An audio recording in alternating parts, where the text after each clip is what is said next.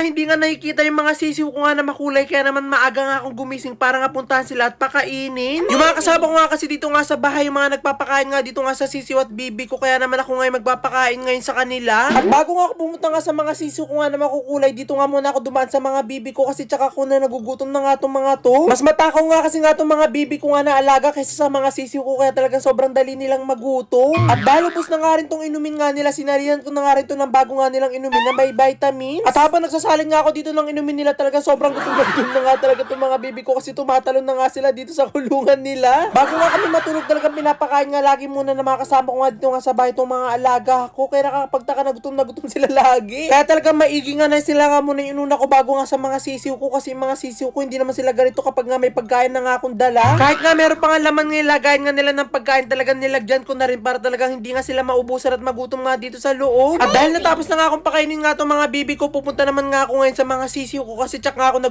gutom na nga rin yung mga yun. Aalis na nga sana ako dito pero nalibutan ko nga isara nga yung pintuan nitong bahay nga ng mga bibi ko. Pagkatapos ko nga sa mga bibi ko, talagang pumunta na nga ako sa mga sisiw ko at talagang nagulat na nga ako sa mga naging itsura nga nila. Ano nangyari sa mga kulay nyo? Hindi na kayo makukulay na sisiw. Ano nasa na yung mga kulay nyo? Tignan nyo. Hindi na yung mga pakpak nila, pati yung mga katawan nila. Oh my God, hindi na sila makukulay na sisiw. Paano pag lumaki na sila, mawawala na talaga yung kulay ng sisiw?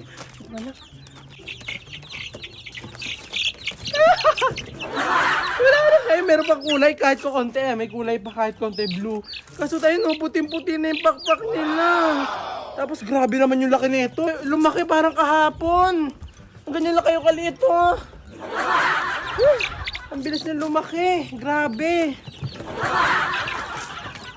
At talaga namang sobrang akong nagulat kasi unti-unti na nga nawawala nga yung mga kulay ng mga sisiw ko. At talagang hindi nga lang nawawala yung mga kulay nila, talagang sobrang bilis nilang magsilakihan. At parang makita nyo nga kung gano'n na nga sila kalaki at talagang makita nyo rin na nawawala na nga yung kulay nila. Talagang pinalabas ko nga kay Mang Ring nga tong playground nila. Isa-isa ko na nga nilalabas nga dito yung mga sisiw ko nga dito nga sa mansion nga nila para mas makita nyo nga kung gano'n na nga talaga sila kalaki. At nakikita nyo na nga dito habang kinukuha ko nga silang lahat, talagang sobrang na nga sila nagsisilakihan at nawawala na nga yung gulay nilang makukulay. At talagang dito ko nga nasabi na talagang binata na nga itong mga sisiw ko nga na makukulay at talagang hindi na nga sila sisiw, manok na nga sila. At dahil nasa kalagitnaan pa nga sila ng manok at sisiw, tatawagin nga natin silang masiw.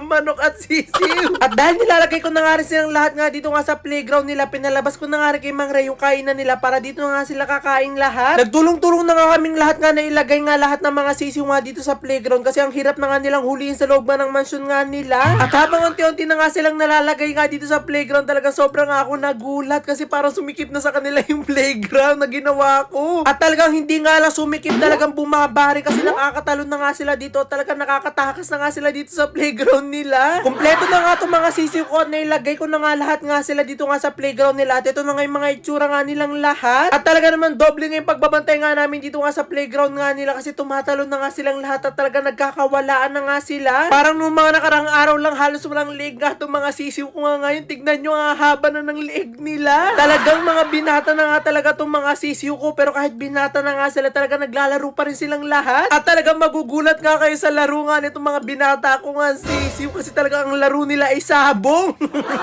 Tawa na nga lang ako ng tawa habang pinapanood ko nga sila nagsasabong kasi tignan nyo kahit ang liliit pa lang nila, talaga nag-aaway-aaway na nga sila magkakapatid. Comment nyo nga mga kapudi kung ito ba yung mga manok na nilalaban sa mga sabong or hindi kasi talaga nagsasabong talaga silang lahat. At talaga medyo malungkot nga rin ako dito kasi wala man lang kahit isang babae nga sa mga sisiw ko kasi lahat talaga sila lalaki. At talagang totoo nga yung sinabi nga nung nag-comment nga nung nakaraan na wala daw talagang binibenta nga ang babae na mga sisiw nga na makukulay. Talagang lahat daw sila lalaki.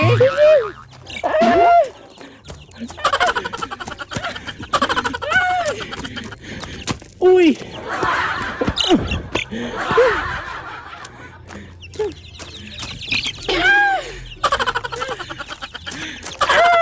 Ano ba yan?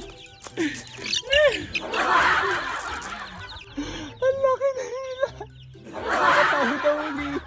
At talagang literal nga na nagsisilakyan na sila at mukhang ito na nga yung huli na ilalabas ko nga sila para nga ilaro nga dito sa playground nila kasi ang hirap nga nilang habulin. At habang nandito nga sila muna nga lahat nga dito sa labas, talagang ito na rin ginawa kong pagkakataon para nga linisan nga yung kulungan nga nila or yung mansion nila. At dahil nagsilakyan na nga rin itong mga masiw ko, talagang sobrang dumi na rin lagi nga nitong mansion nga nila kasi sobrang dami na rin nilang umipot. At talagang makikita nyo naman yun dito kasi kakapalit nga lang netong sahig nga nila nung mga isang araw nga, pero ngayon tignan nyo sobrang dumi na talagang malala. At dahil malalaki na nga rin itong mga alaga ko nga sisiw, talaga sobrang takaw nga nila kumain kaya talaga nakakailang bili nga kami ng pagkain nila kada 3 araw. Pero ang kapalit nga nitong mga ginagawa ko nga sa kanila yung lagi nga nila akong pinapasaya. At pag lagi nga ako merong nga iniisip ko kaya merong nga problema, talagang tinitignan ko nga itong mga alaga ko nga sisiw at bibi, talaga nawawala nga lahat ng yun. At maya nga rin natapos na nga rin namin linisan nga yung mansion nila at kailangan na nga nilang bumalik nga sa kulungan nga nila kasi talaga nagtatalunan sila dito sa playground nila. Buti nga sana kung ang dali-dali lang nila huliin, kaso talaga sobrang hirap nila huliin kapag nakakawala nga sila. At talagang dapat nga may malakas ka nga na tuhod at talagang mabilis ka nga tumakbo kapag nga mag-aalaga ka nitong mga sisiw nga na to. May mga nakikita nga ako nitong mga ganito nga sisiw na hinahabol nga nila yung amo nila, pero ako nga talagang tinatakbuhan nila.